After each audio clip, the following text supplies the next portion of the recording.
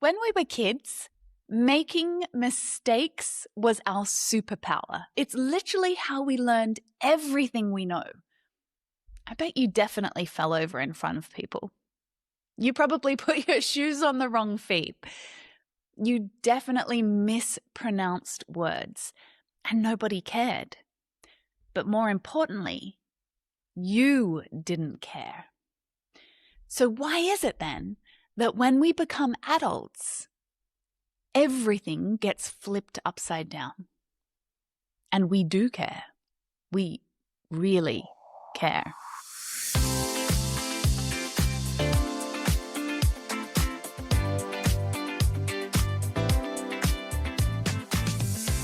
Hello to everyone joining me from all around the world today. A big, warm welcome to all of you.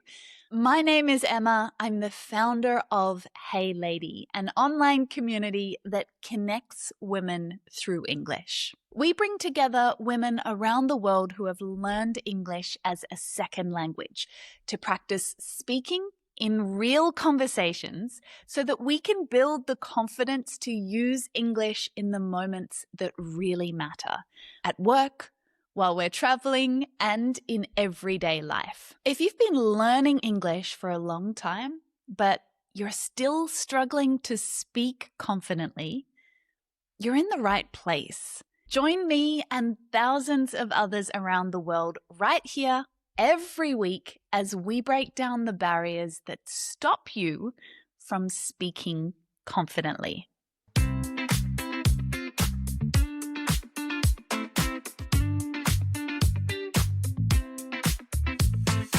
Today we're talking about something that affects everyone who's learning a second language: the fear of making mistakes.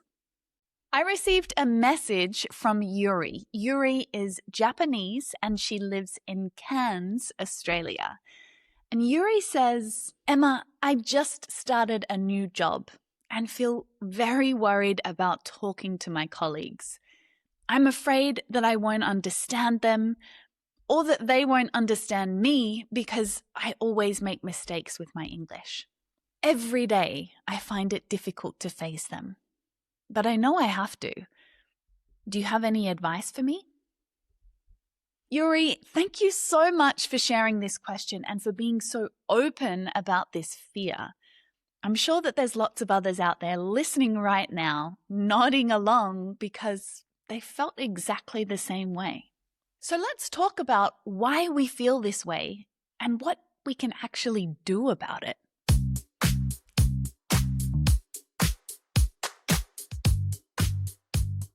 Have you ever watched a toddler as they learn to walk? My nephew's doing that right now. It's really hilarious. He stands up and he wobbles about for a few seconds and then he falls down on his bum. Does he look embarrassed? Does he look around to see if anyone's judging him? No, of course not. He just giggles, grabs the nearest chair and pulls himself up again. He falls down 20 times a day and never does it occur to him that he's actually failing. It's not working. It's not going perfectly. Now I want you to picture a grown woman, someone just like Yuri, someone who's just started a new job in an English-speaking office, and her colleagues are kind, they're welcoming, they invite her to go out for lunch with them. They know that English isn't her first language, and they just want to get to know her. But in Yuri's mind, all they see and hear is her English, and she can't bear their judgment if she says something wrong or if they don't understand her. So what does Yuri do? She makes an excuse. She eats at her desk alone again. Her fear of making a mistake is blocking her from doing the exact thing that she wants to do most: connect with people. So that transition between the fearless toddler and the woman who avoids lunch with her workmates is really worth thinking about. where does that fear come from?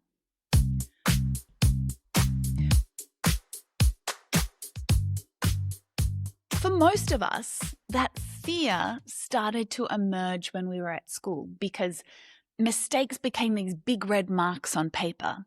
Those mistakes were the reason that the teacher pulled you in front of the class to correct you and humiliate you. It meant that someone scored better than you, and therefore you were not as good as them. And slowly but surely, you realized that these mistakes equaled judgment. And here's what makes it harder as an adult. You're used to being competent. You're used to having all of the answers. You're completely fluent in your native language. Maybe you're fluent in others too. You've spent years building your career, your relationships, your sense of who you are, your identity.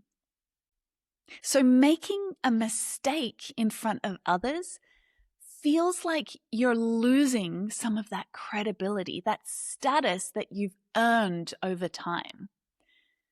And your brain actually treats that social risk like a physical threat.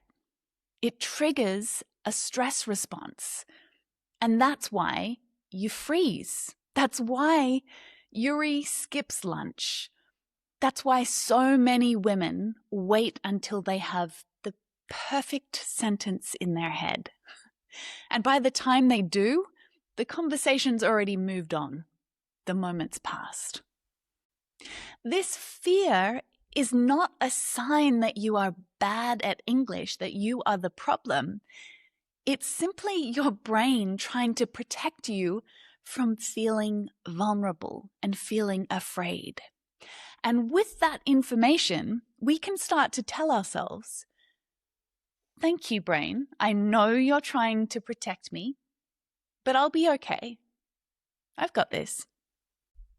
And once you start to see your fear in this way as a protective mechanism, it doesn't make that fear disappear, but it does mean that you can stop letting that fear rule your decision making.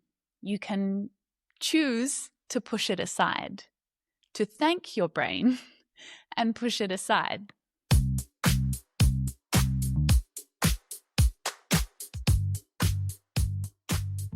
Now, there's a linguist called Stephen Krashen, and he discovered something that he called the affective filter.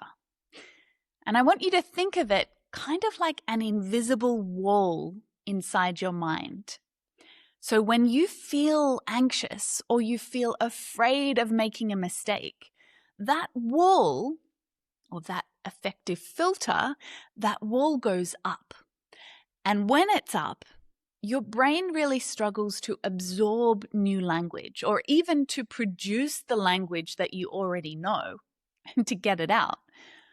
So Krashen identified 3 things that raise that wall: anxiety, self-confidence, and motivation.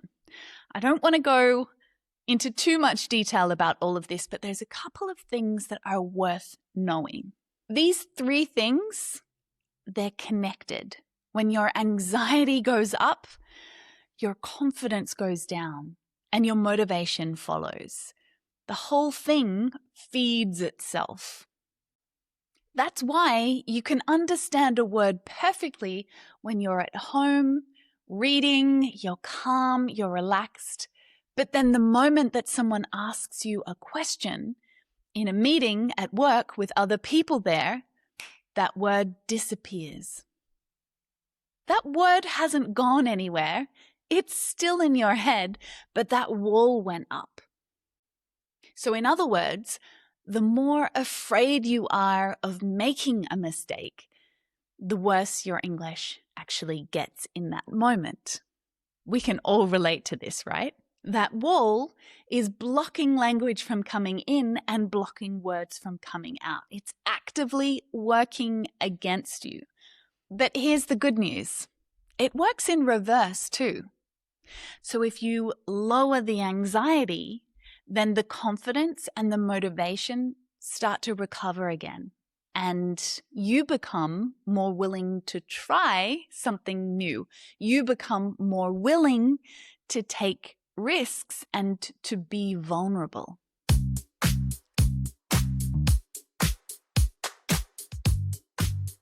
So how can we do this? It is impossible to avoid everyone and everything until you're confident that you will never make a mistake. So the goal is to start shifting how you think about the ones that you do make or the mistakes that you will make. So Yuri, if you're listening to this, I want to give you a little strategy that you can actually take away and use. The next time that you feel that wall going up, that you feel that fear and that anxiety going up, I want you to try this. I want you to think about your closest friend. Imagine that she's the one coming to you and she says, "My colleagues keep inviting me to lunch and I keep saying no. I really want to go, but what if I say something wrong or what if I look silly?" What would you tell her in that moment? I'll tell you what you wouldn't say to her. You wouldn't say, "Don't do it. Wait until you've prepared more. Wait until you're perfect because they're not going to like you until you're perfect." No way. You would never say that. You'd say, "Look, mate, you are funny. You're clever. You've lived a life with stories to share. You've got a job in English. You've got great colleagues. I know that it feels hard, but you can find the courage. I know you can do it." And so I want you to extend that same kindness to yourself, Yuri. I'm not going to sit here and tell you that it will be perfect. You are going to make mistakes. There's going to be moments where you feel flustered. Some of those mistakes will actually bring you closer to your colleagues because they will have the chance to support you or to comfort you. And that's a really important way that humans bond together. So I want you to be kind to yourself. I want you to give yourself the chance to experience lunch with your colleagues, even though it's new, even though there's risk. And that goes for you as well, my listeners. I really encourage you to do what Yuri is going to do. Pick one colleague, one conversation, one sentence, not a whole speech, not a perfect introduction, just one moment where you choose to show up instead of stepping back. Each time you do that, saying yes becomes a little bit easier. And if you can find a place, a low pressure environment, perhaps away from a work environment where there can be quite a lot of expectations from yourself and maybe from others around you. But if you find that low pressure environment, you can teach yourself how to reduce that anxiety in those moments that helps you to bring that wall down. This is exactly why spaces like Hey Lady exist, places where you have the opportunity to practice the things that make you feel nervous or uncomfortable, but practicing them in an environment where you don't feel judged, where you meet people who help you to feel safe and supported while you are trying new things. I really can't reiterate enough how important it is for women to have these spaces. This is where we blossom and we grow and we find ourselves and we build confidence. So if this sounds like the thing that you need, then come and see what it's like inside Hey Lady. There's a link that I've put down in the show notes in the description so that you can get started right away. You can get started today for free. But before I go, I want to hear from you. What is the biggest fear that you have about your English right now? Is it making mistakes or is it something else? Tell me down in the comments. Thank you for spending a little bit of time with me today. Remember to be kind to yourself. Remember that mistakes are how we all grow. I'll see you next time.